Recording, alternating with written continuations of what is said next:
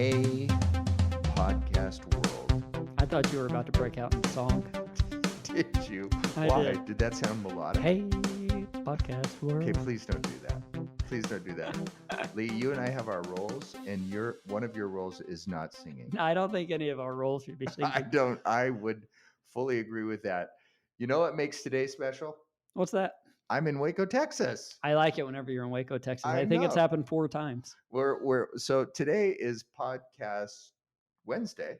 It is Wednesday. And we're sitting in the same room looking at each other, which we don't always get to do, which is a lot of fun. It is. It's more fun this way. You want to know a story?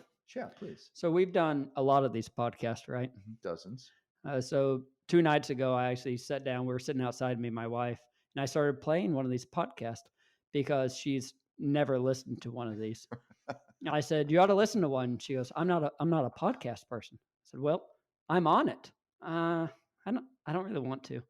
"Oh, okay." So I showed it to her, and the first thing she said is, "Rob actually has a voice for podcast." I said, "Well, that's great. So what about me? Rob sounds really good on a podcast." So congratulations, Rob. You sound good. Well, I might have a voice for a podcast, Mm-hmm. but you have a face for a podcast. Thank you, Rob. I've been waiting to use that one. I feel better now. No, Lee is a very handsome man. Well, you're kind. And I send that out to Mrs. Boyd, especially. Well, she won't be listening, so. And if she is, it'll only be to my voice. Only to your voice. There you For go. 1 minute. Oh, Lee's on. Turn off. There you go. Well, everybody, I know this is all fascinating to you, but let's talk for a second about why we're here today. We have Andy Maverick. That's right, Andy Maverick Liu from Bees360 on with us today, an InsureTech company, a drone AI application, who we know and we've seen his product, and he's a great guy. Yeah, and we've seen it firsthand. He is really trying to make a name for himself. You know, he wants to come in and change the industry and be able to say, you know, I was a founder. I really changed the industry. So he's a very, very sharp guy, very educated from some of the finest schools around. So he brings not just a desire, but he actually brings the knowledge with the mathematical background and all of that. So Andy is actually a PhD in applied mathematics. He's Dr. Andy Maverick Liu. And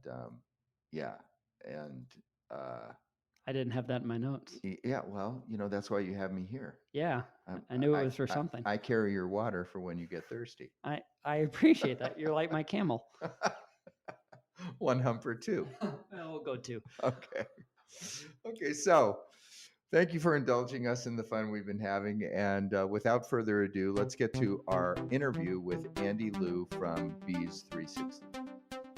Hey, podcast listeners. We are here with our guest, Andy Maverick Liu from Bees360. How you doing, Andy? Hey, Rob. I'm doing fantastic. Great. Where are you today? I'm in Houston, Texas. Is that where you live? Yes. Okay, and that's also the headquarters of Bees360? That is correct. Great. So, Andy, tell us real quickly, take a minute and tell us what Bees360 is. So Bees360 is a high-tech company. So our mission is to create the most advanced damage assessment technology to streamline the claims process. And we utilize the drones to collect images and also the mobile apps to collect images of elevations as well. And meanwhile, we process the claims with AI. And we create the drone-enabled claims platform and want to increase efficiency for the adjusters and reduce the cost for the carriers. That is a very short summary about what we're doing right now. And so you use drones as the platform that it's built on top of? That's correct. Okay, cool. Tell us, how did you end up in this space of everything that you could do? Yeah, so I graduated from Rice University with a PhD of applied mathematics in 2013. And then actually my expertise used to be in the petroleum engineering, okay, doing the oil production in the oil field in Houston, Texas. And however, in 2016, I joined a company, and they're doing something like drone-enabled platform for the industry. And however, I noticed that there really no platform doing the AI things for the damage assessment. Even with that company, we do not have that. And I figured that out. A lot of people right now, you're doing measurements and the claims management platform. But really, I think the next big stuff is the AI empowered damage assessment. Because of the inconsistency of the adjusters, and also the low efficiency of the current workflow. I think if we can have a AI empowered damage assessment technology in this industry's efficiency and productivity can be dramatically improved. And that's why, I funded the Bees360 and focus sharply on the damage assessment technology development. That's we end up with right now. So is your solution really for roofing, or is it just for property claims? Is it insurance based only? What markets are you looking at? Actually, that's for the property claims and only right now. We want to focus our technology just in one vertical. We do not want to separate to let's say construction or mining. Roofing companies, these can still use our product, but our main and ultimate target is the carriers. So how is the accuracy right now? Have y'all been able to get pretty accurate using some of this AI? Yes, I think I can see that our AI's accuracy right now is anywhere around 90%. I mean, especially right now we're doing some verification, with the industry leading engineering firms. I cannot tell you the name because we signed the NDA for now. Sure. But we're doing this kind of testing with them, and hopefully, because this is gonna be a little bit like a couple months. The reason is the hailstorm happens is right now is a hail season, right? We want to collect as many data as possible across the country. Like for example, in Texas, it may be in Louisiana, and maybe in Illinois, in like Colorado. That's data collection process takes time, and meanwhile, we want to collect anywhere from 50 to 100 samples at least to complete this study. So this process is going to be very interesting. I think it's going to be very powerful. So, as somebody who isn't necessarily deeply involved in the technical side, let me just let me just understand this. A drone is flown over a roof. Yeah. The pictures are taken Mm-hmm. by the drone, Mm-hmm. and then what happens? Okay, so that's a very good question. So first of all, let me elaborate a little bit more about Rob, what you said. The drone will fly by itself using our platform. Okay, so we capture the images using the DJI drones, which flies autonomously using our app. We have that app already developed, and it is in the Google Play as well as in the Apple Store. It's free to download. Hey Andy, on that one, who's actually in control of the drone? Is that the adjuster, or is that your own drone operator? Doesn't matter. Depending on your business model. You want our pilot to go there. We have a nationwide pilot network. We can have a pilot send it over to anywhere, any place within 24 hours. If Okay. you want your adjuster control the drone, control the app, you can do that. Just have a very Okay. brief training. We can do that. So Wonderful. yeah, and when we fly the drones, so Rob, when we collect images, when the drone collects images, is different from autonomous flight to another autonomous flight. What do I mean? It meaning that you cannot ask a drone to fly on the rooftop, just collect images all the way 90 degrees down to the ground. Because imagine that, especially in Texas, you know better than me. A lot of roofs they're very cut off, this very steep. If you just collect images 90 degrees down, the image quality is bad. And how can you, even if you have a very powerful AI, it's impossible for the AI to learn or to detect damages on that kind of images. So we Right. figure out a way that our app can fly the drones, perpendicular to the slope and capture the images, very high quality of images, like just like a human being standing on the rooftop and collect the images. Okay, the Sure. angle is good. And then once images are collected by the drone, our app will be sending those pictures to our cloud directly, so that the adjuster don't have to spend time transferring photos from SD card to computer and upload from the desktop to their whatever cloud. The app can do that for the adjusters. So then answer your question, when we receive the images, okay, so the machine will kick off. The machine will do two things. First of all, the machine will scan all the images, okay, and will detect all the hail, wind, and non-storm related damages. At the same time, it start building the 3D model of the house. Okay, so within 1 hour, we are able to provide a premium damage assessment and also a roof measurements report for the carriers or for our clients. And within this premium damage assessment report, what are you going to have? You have three things. First of all the damages are detected by the machine. It will be labeled, color labeled in different colors. Okay. Second, it will have the virtual 10 by 10 test squares on the 4 directional slopes. That is called chalkless inspection. Okay, because that's very important for you guys to decide whether this claim is going to be paid or not.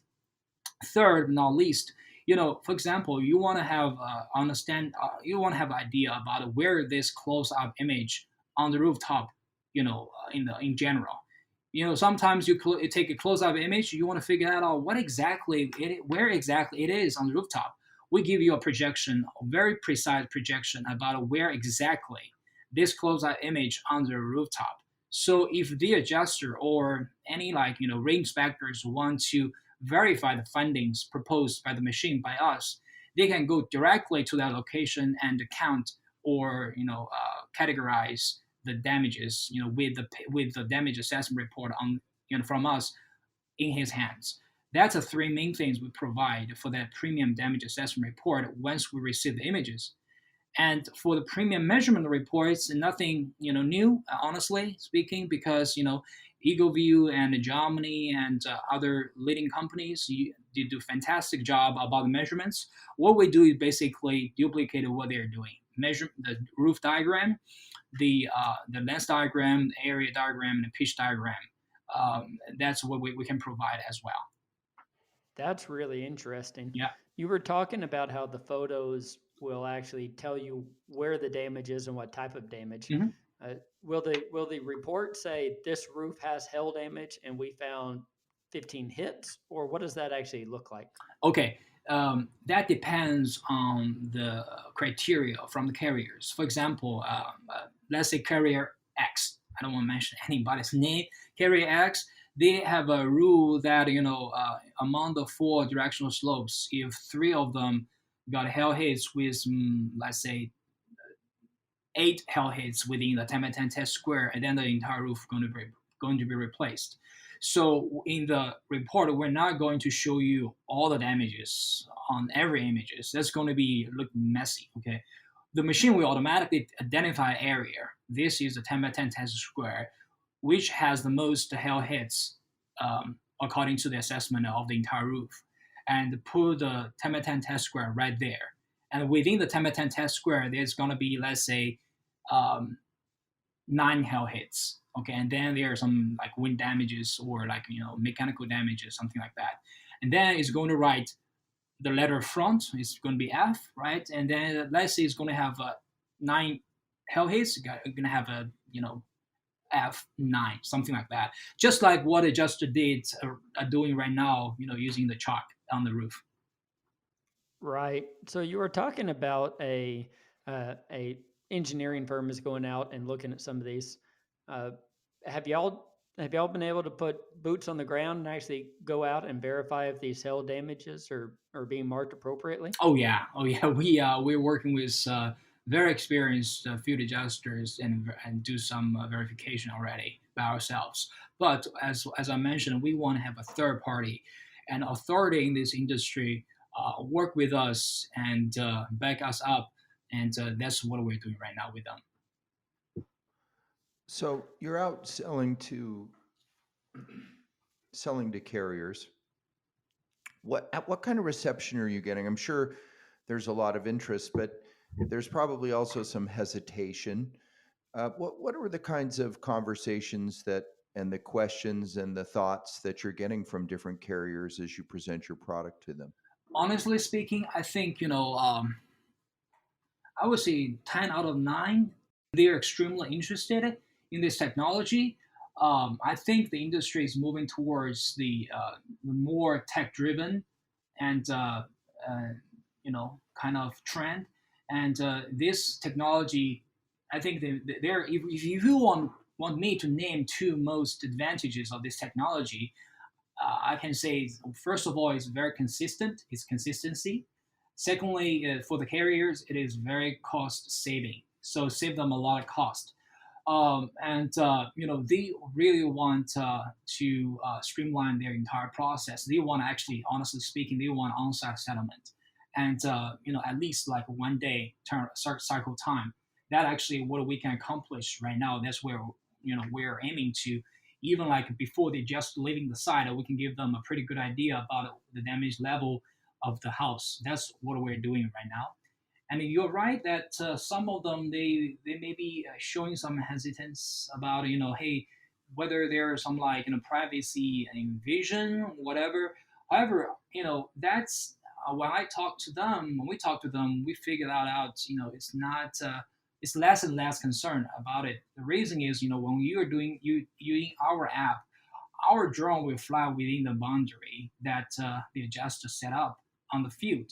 So it will not fly over neighbor's house. Okay, so you know, really, we do not need to have any information from the neighbors. We just want the information Sure. from the property owner's house. This is pretty good actually right now. On your website, you talk about high altitude inspections as one of the services you offer. Yeah. What is that? That's already, we do not promote it heavily. The reason is, we're following the patterns. We just recently submitted.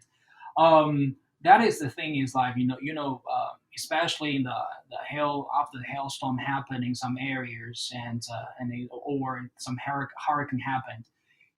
We want to quickly assess the damage level of the entire neighborhood, and we want to identify the damage severity and to help accelerate the restoration process as soon as possible. And the high fly drone will fly about 350 to 400 feet high, below 400 feet. That's the FAA rule, right?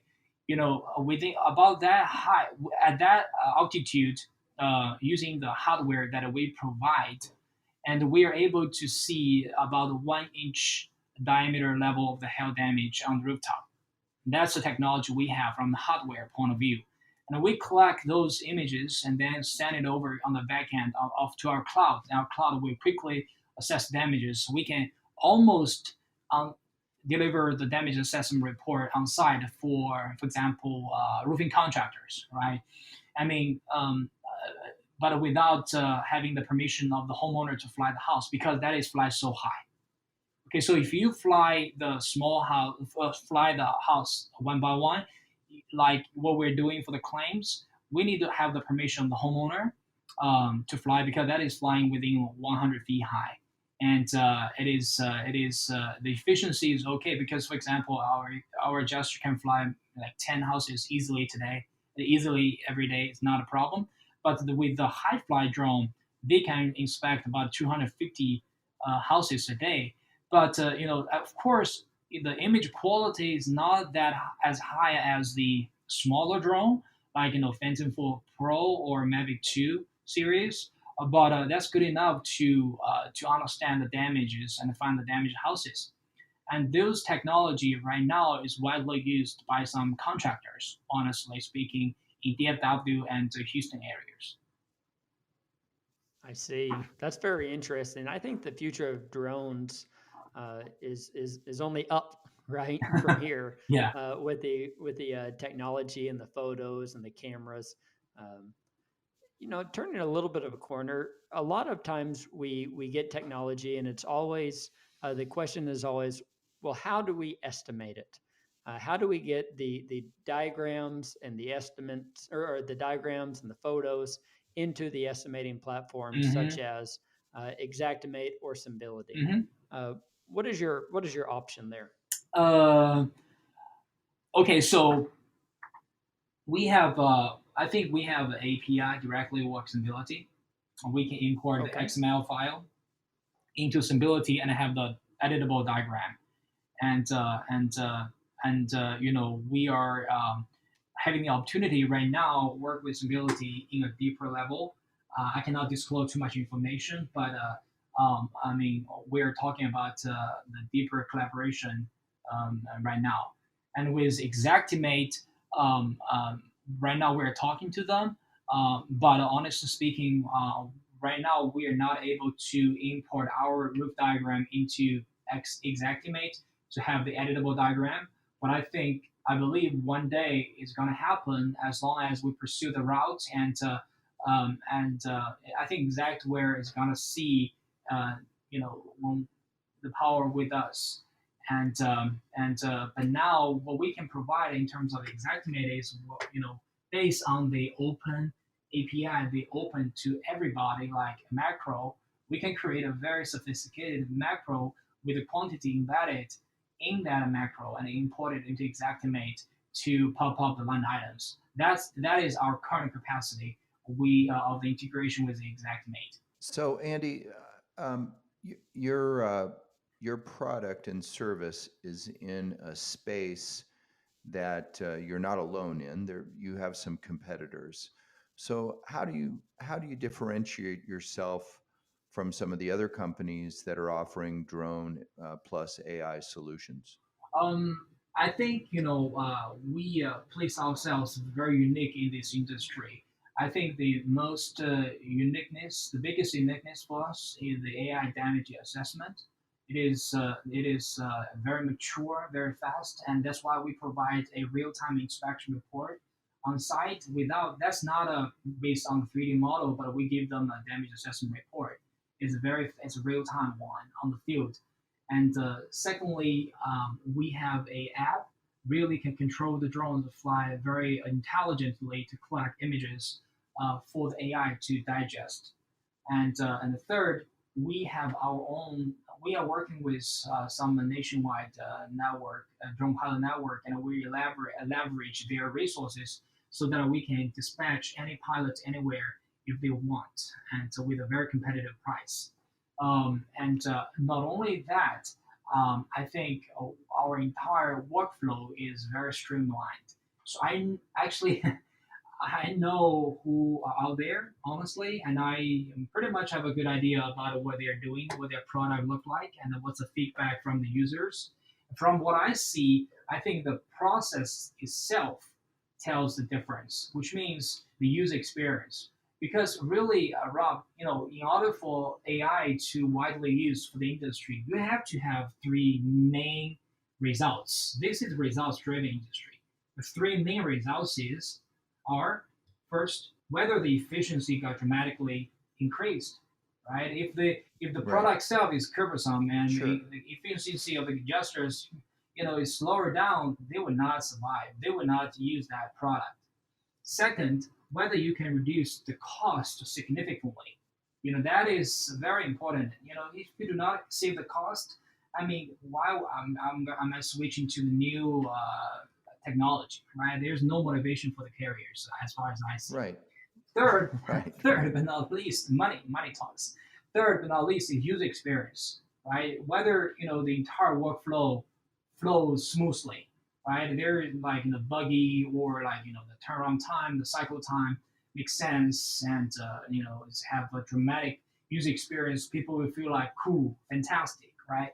I mean, that's really set us apart from the rest. And according to our experience working with the carriers, talking to the adjusters, and yeah, our product is not perfect. We cannot. I'm not saying we're perfect, but we're the best right now in this domain. I'm very confident about that based on the three elements I just mentioned. Right. And we've met you. Lee and I have both met you a few times, and uh, we, and you're a great guy, and we think highly of you. And one of the Thank things you. that is interesting to us about you is your story and your background. You're originally from China, correct? That's right. Yes. Okay. And so, how did you tell us quickly your story about how you got from growing up in China to living in Houston and running a an AI-driven drone technology company? So yeah, long story short, I can talk to Rob and Lee. I love you guys. You guys fantastic. All right. So I can talk this story 24/7 nonstop. But I want to make it short. So I think I want to become a person who has international broad view for this world. I don't want to just like grow up. I grew up in China. I have a very good education and family background right there. But I do not want to be just narrowed in Chinese culture. Okay, I want to be open. I want to be learning different cultures, talking to different persons, and learn different things. So that's why when I finished my undergraduate study, I applied the universities both in UK and the USA. Okay, so at the end, I got two options, two very good options. I have to make my own decision. First one is go to the Cambridge University of Cambridge in UK, study mathematics, PhD right there. Second choice, you go to Rice University, study applied mathematics, PhD right there. At the end of the day, I choose Rice. The reason is I have a better perception and value proposition for USA rather than UK. I'm not. I'm sorry if their audience from UK. I have no intention of but that's my preference. All right. Secondly, I'm a Rocket fan. Yao was playing in Rockets. Oh, there you go. Yeah, There you I'm go. a basketball player, right? I mean, not a Okay. university level, but in club level, I love playing basketball. So you know what? I want to go to Toyota Center to watch Yao playing basketball. That's my dream. So I say, you know what? I just go to Houston. It's a big city, a lot of sunshine. So I just go there. So then I go to Rice and study mathematics, and I love math. I love math. So after I graduate, actually, I got some jobs from like Wall Street and also from oil companies. But I really want to do some mathematical research. That's why I joined an oil consulting firm here in Houston. And then, when I turned to 30, I got a opportunity to study MBA. Probably the best MBA program in the United States. And meanwhile, I got an opportunity to work for another firm. They have a branch doing this kind of drone-enabled things. Because my personal goal is to have a company going to IPO. Okay, that's my dream. I want to do it. I think I can do it. So I mean, going to MBA program will equip me with this technology, with this knowledge regarding the business. But I think the best field to polish myself is the practice in the real business world, not in the school. Okay, so I decide not go to that business school but go to this company. So then I just go there and study, learn this kind of domain. I realized the damage assessment extremely important for the industry because there are so many adjusters out there, but their level is so much different. And damage assessment, nobody can figure that out. So I would say, hey, why not we have our own AI company doing those things specifically and laser focus? So I just quit that job and leave that company, and then we just establish B360. Then that is how it goes.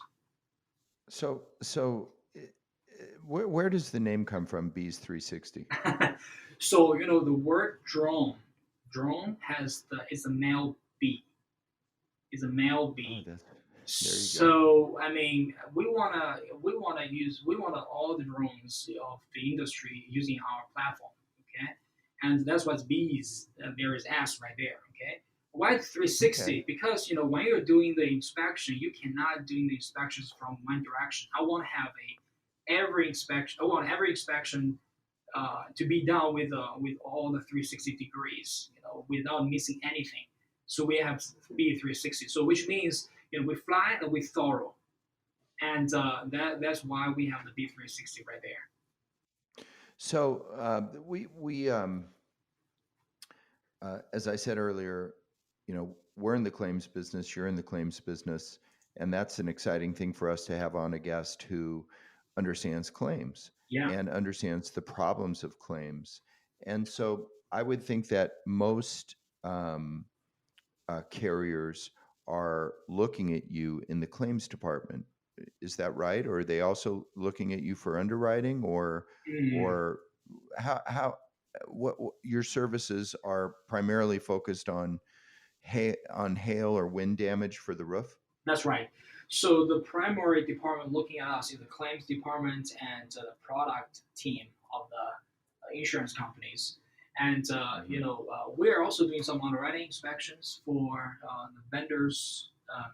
They are actually their customer are the carriers. Okay, so because this technology is very scalable, and the underwriting business is also looking to this domain to streamline the process. And I think another reason actually they are looking at us, honestly speaking, is because of the cost. Our cost structure is very, very economic for them. Not like other companies charge like hundreds of dollars for just one underwriting inspections. Our is just two digits. If you give us volume for the underwriting, because for underwriting, honestly, Rob, they do not need to build a 3D model. They do not need to have a 10 by Sure, 10 virtual test square. sure, They just want to have the sure, damage. So that's very easy sure. for us. Our AI is very scalable, and we just Hmm. collect the images. The main cost for us for that business is just to hire the pilots. But unfortunately, we are working with one of the largest pilot network, and we can leverage their resources. Especially the underwriting companies give us a lot of volume. Then we can have a very good negotiation space and power with the pilots using our autopilot app. That's why we drive the price down. And a lot of funny thing. I'm sorry. You can feel my excitement, right? I can talk all day long. Just side note, the some of the pilots may think us very disruptive because we completely disrupted the pricing model of their original business model. They are asking for like $100 for the roof inspection. I say, hey, wait, no, it's not right. Two reasons. First, they're going to be from FAA's statistics, not from us. By 2020, the next year, they're going to be like 1.3 million of licensed drone pilots just in the United States. We are not unique. Okay. Secondly, we have our app. What are you going to do? You just fly the drone autonomously. You do not need to navigate. You do not need to navigate the drone. Even don't need to click a button. The drone will fly by itself. And what are you going to do? Just go there, collect images, and set up the boundary of the house and the height of the obstacles, and that's it. There's no reason for you to charge us that high. And on top of that, will give you the volume. So we dramatically drive the price down, and that's Hmm. why the underwriting companies want us, and they give us more and more jobs right now. I get it. Yeah. We don't get somebody as smart as yourself with the actual mathematical training and the schooling. So I was wondering if you could spend a little bit of time talking about AI and machine learning.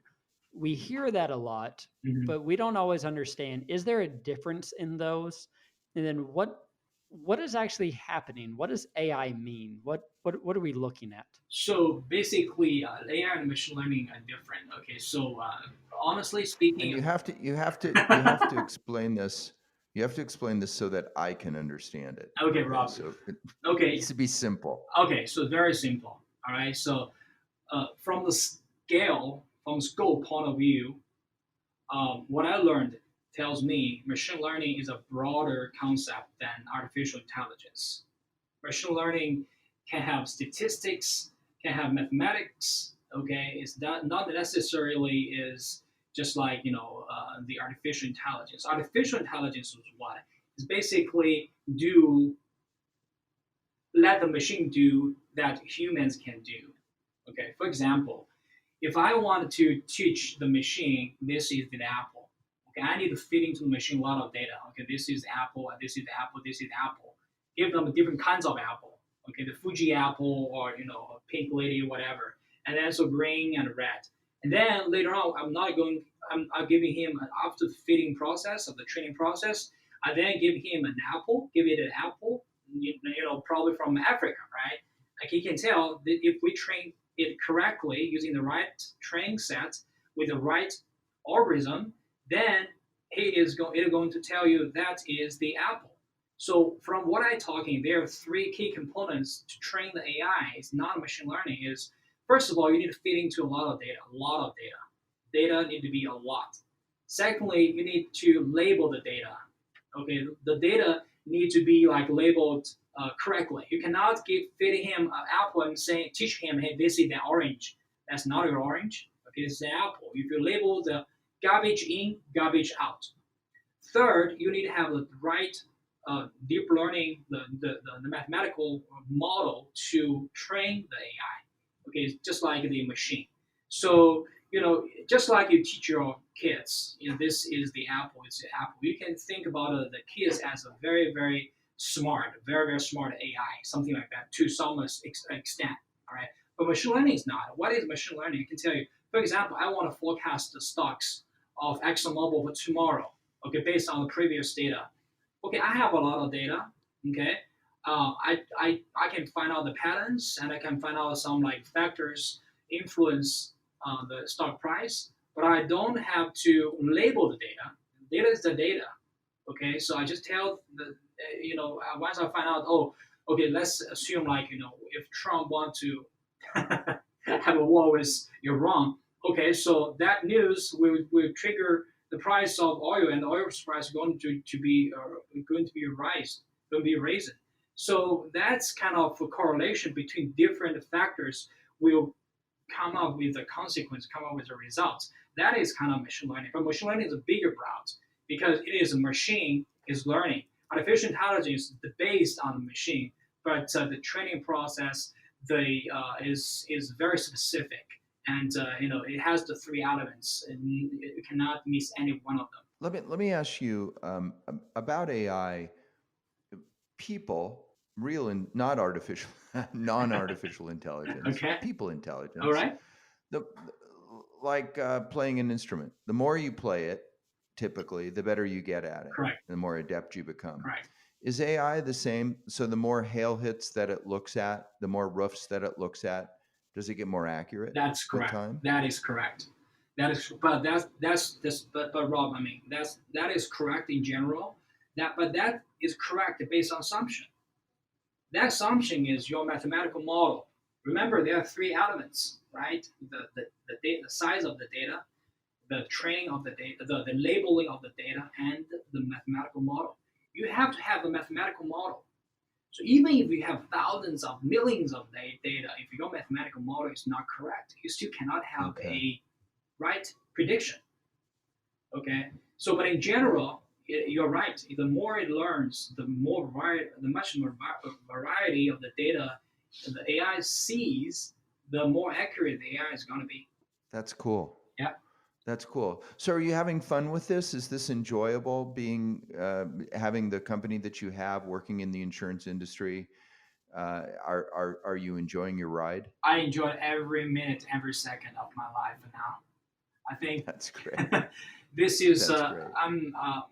I know that honestly, Rob, I mean, I do this company not just to make money. Honestly speaking, I really do want to do something very interesting and very unique and meaningful for the industry. At the end of the day, when I was turning like 80, after 50 years, right? I mean, I'm saying, hey, you know what? EagleView is the pioneer for the measurements, and Bees360 the pioneer and the for the damage assessment. I'm going to be extremely happy about that. Cool. Yeah, I like that. Yeah. It's good to it's good to know where you want to go. Yeah.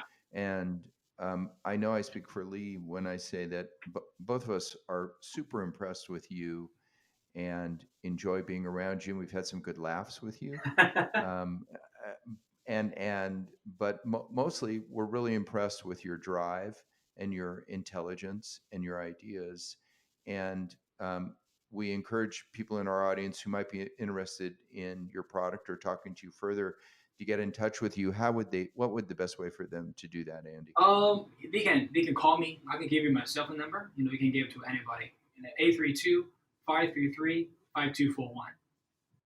How about your email? It's Andy@bees360.com. Great. We really appreciate you being with us. We've been looking forward to this for a little while, haven't we? Yeah, I'm actually I'm looking forward for this broadcast for a while with you and Lee. I love you guys. You guys fantastic. Okay. And we like you and your name, Andy Maverick. All right. Yes. So on behalf of Tom Cruise, we're going to say goodbye. But Thank you. but we thank you for your time and for being with us today. Okay. Thank you so much, Andy. Thank you so much, Lee. Thanks so much, Rob and Justin. I appreciate your time. Sure. Okay. Always a pleasure to talk to Andy. I like Andy. He's a very nice guy. We met Andy in person at PLRB. He came to a little function we had, and we had a great time with him, including when he introduced himself as Andy Maverick. Yeah, just out of the blue. Just out of the blue. My name's Andy Maverick. Well, Right. that's the first time I've heard that, Andy. Yeah, and so we gave him a hard time about that, but he's a wonderful, good-natured guy, and obviously brilliant on And top passionate. of which, and passionate. A very serious man who really believes in his product and his idea, and we've seen it, and We have. and it looks good. It does. It looks great. The measurements have been good. In fact, one of our adjusters has actually used the product, and I asked that adjuster. I said, "Have you been able to actually go out and look and make sure the measurements are right?" And he said, "Yes, it is on." So that's a very small sampling, of course, but positive nonetheless. We one of the, I think, most interesting things he talked about was with the carriers, working with carriers and being able to offer them three important things. Yeah, he wants to make sure that his product is increasing efficiency, that the user is able to get more done. He also wants to lower cost. He wants to make sure that his product is able to deliver a less expensive solution. And then he always is wanting to improve the experience of the user, either the drone operator, who is the adjuster a lot of times, making their inspection easier, or even the claims professional who's reviewing the reports, a clean measurements, clean diagrams, things like that. Mm-hmm. He's in a kind of a crowded space, right? It is. I think when he started, it wasn't. But I was sitting here jotting down a couple of the other names in the industry, and it is a little bit crowded. There is a lot to look at, but he's a pretty nimble company, and he's able to make a lot of changes fast. In fact, when one of our adjusters was flying, uh, he had uh, he had a recommendation for something, a kind of a game changer, and within about 24 hours, Andy was able to get that changed and updated. Really made the product go from pretty good to very good. Wow. Wow. Yeah. So, how do you feel about drones today? I think drones have a niche, they have a need in certain cases. I think drones are most useful whenever we believe there is damage. We can quickly go out there and document the damage. We can quickly get payments out to the insured. I think it's still a little bit difficult whenever we don't know if there's damage or we assume there's not damage. I don't know any industry or any insurance company right now who is fully not paying for a roof with a drone photo. Based on A drone inspection. But I think it's a great tool. I think it's. I've always said it's a great tool in the tool chest. And as we talked about, right, the AI is only going to get better as long as we're putting the right data in and we're using the right mathematical formulas and we're labeling them correctly. Right, clean data in is going to give us a better result in the long run. Yeah, I think the future is wide open. I agree. And that's, but of course, all these aerial imagery companies have to fight through today. Not that companies like EagleView are fighting. I mean, they're fairly dominant in this space. But I think that down the road, there's even greater promise. I'm thinking about the clean data in, clean data out that I just said. I think that we have to be really cautious that these companies who are using AI to show hail or wind damage are actually getting clean data in, because they're going to have to label these photos as, this is a hell hit, this is what it is. And just depending on where they're getting their data from, somebody says this is a hell hit, we need to make sure it stands up to the actual guidelines set forth, broken mats, things like that, and that we're actually labeling hell hits that are hell hits and that are not just age or nail pops or things like that. So that's a word out there to everybody who is labeling photos for AI.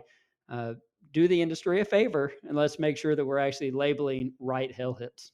Cool. That's kind of fundamental. It's a fundamental thing, but right, if we start labeling hell hits that are not hell hits, we get dirty data as an industry. Okay.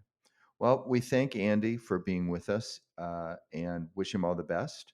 And just remind you all that it's Bees360, and Bees, BEES 360.com is his website. And so until next time, we thank you for listening. We ask you to subscribe to our podcast, and we'll see you on the next episode of FNO InsureTech. Bye, everybody.